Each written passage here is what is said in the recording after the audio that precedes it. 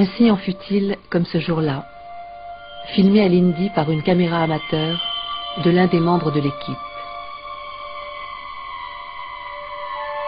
Pendant les 6 mois de sa présence à Stanleyville, Joseph Van de Pitt pouvait-il ignorer que les chimpanzés de l'Indy étaient systématiquement tués? Les révélations de Joseph et Baiello sont d'une extrême importance et justifient certainement tout le secret qui entoure l'Indy. Certains animaux étaient autopsiés, mais d'autres étaient opérés vivants pour prélever leurs organes et leur sang. Or, à l'époque, la principale raison d'utiliser des organes vivants était de faire de la culture de tissu l'ingrédient indispensable à la fabrication des vaccins. Est-ce ainsi que les reins des chimpanzés de l'Indy furent utilisés par le laboratoire médical? Retour à Stanleyville pour retrouver les assistants de l'équipe belge. Je suis engagé au laboratoire médical provincial à l'époque belge, c'était en 1956. J'ai travaillé au milieu d'écriture, préparation donc des milliers d'écriture, avec mon chef, M. Doupagne Pierre. À l'époque, les gens de Kalindi dépendaient des laboratoires médicaux. Tous les produits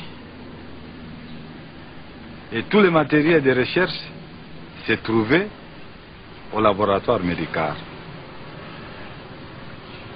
Il y avait des chimpanzés au cas Linde là-bas, pour la recherche et tout consort. À l'époque, c'était Dr Courtois qui s'occupait avec ça. Austéric, avant, on travaillait avec lui au département de microbiologie. Après, il est allé travailler au service de la biologie avec Dr Courtois ensemble. C'est là les nés, on travaillait avec des histoires de chimpanzés là-bas. Austéric, je crois qu'il est encore vivant, il peut expliquer cette situation ici. Il était là, ils travaillaient ensemble, Docteur Courtois, Austéric, Madame Liégeois. Nous n'avons pu parler à Paul Austéric. Alors nous avons retrouvé le chef de Philippe, Pierre Doupagne, qui à l'époque était responsable des analyses au laboratoire. Quand Paul Austéric est arrivé en Afrique, on ne parlait pas de culture de virus. Alors on s'y est mis tous à étudier un peu le problème pour essayer d'en faire. C'est comme ça qu'on a appris à faire de la culture de virus en Afrique. C'est comme ça que Paul Austéric a appris la virologie. Il a appris vraiment dès le début, quoi. J'ai travaillé en même temps que lui pendant 2 ans et demi, 3 ans. Il était très fort. Haute intelligence, remarquable. On avait un très beau matériel de bactériologie, en tous les cas. Et quand vous avez déjà ce matériel de bactériologie, les de tissu, c'est pas bien compliqué après.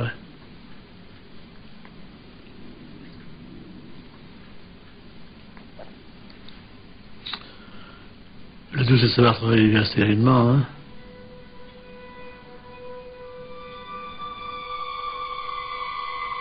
C'est là que c'est très délicat.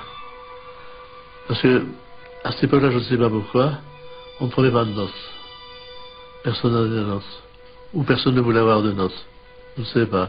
Il n'y avait rien du tout. Tant et si bien ce qu'on a fait justement là-bas, moi je ne sais pas très bien. À part quelques données bien spécifiques. Et pourtant, le démenti public de Paul Austéric à la Royal Society est catégorique. Il ne me serait jamais venu à l'esprit de risquer des vies humaines et ma propre réputation avec du matériel préparé dans des conditions aussi hasardeuses. Je dément catégoriquement avoir jamais fait chose pareille. Comment Paul Austéric peut-il affirmer que le dernier né des laboratoires médicaux du Congo belge n'était pas suffisamment équipé pour y faire de la culture de tissu?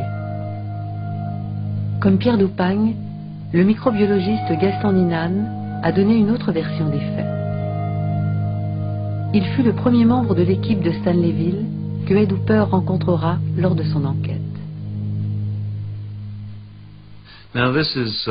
Voici ma transcription manuscrite de la toute première interview que j'ai faite avec Gaston Ninan en novembre 1992.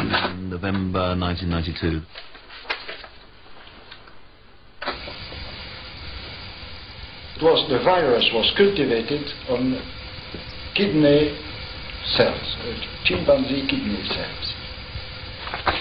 At this time, the tissue culture was made in bottle like this. Yes. Comme ça. And this was at the beginning because the kidney cell and the kidney cell multiply easily. And it was a good substrate for the polio virus. Oh, I see. C'est tout de même extraordinaire. En fin de compte, il se rétracte toujours en ce qui concerne les reins de chimpanzé. Il dit qu'il ne sait pas de quel type de rein de singe il s'agissait. Mais ce qui est important, c'est qu'il n'a cessé de répéter qu'il faisait ses cultures sur des reins de chimpanzé. Lorsque je rédigeais The River, je n'avais d'autre choix que d'accepter sa rétractation et sa version finale des événements. En outre, Gaston Ninan est mort entre-temps. Je crois fermement que la première version qu'il m'a donnée était la bonne. C'est une révélation stupéfiante. Pour Gaston Ninan, il n'y a aucune ambiguïté. Il parle tout naturellement de cultiver le virus de la polio sur du tissu de rein de chimpanzé. Ainsi, le laboratoire de Stanleyville n'était pas si primitif que ça.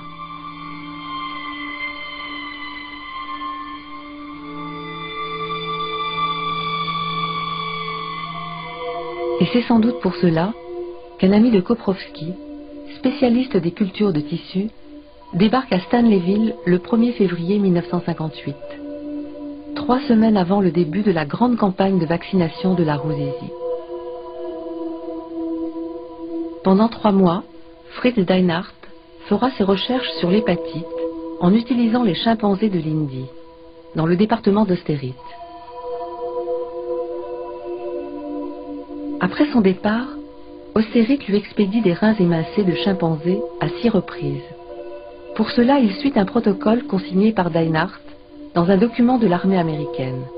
Retrouvé par Ed Hooper, ce document décrit en fait comment préparer des reins en vue d'une culture de tissu. L'équipe a notamment essayé de produire du virus d'hépatite sur des cultures de reins de chimpanzés. Et il y a un chapitre très détaillé quant au mode opératoire utilisé pour ces cultures. Cela commence par une description de tous les ingrédients nécessaires à une culture. Les reins étaient émincés, c'est-à-dire finement découpés au ciseau. On y ajoutait une solution nutritive, en l'occurrence du sérum des chimpanzés. Voici le mot-clé, Isologus, qui signifie de la même espèce que l'organe prélevé, en l'occurrence le chimpanzé. Information capitale, car dans le sérum, on trouve des cellules particulières, les macrophages.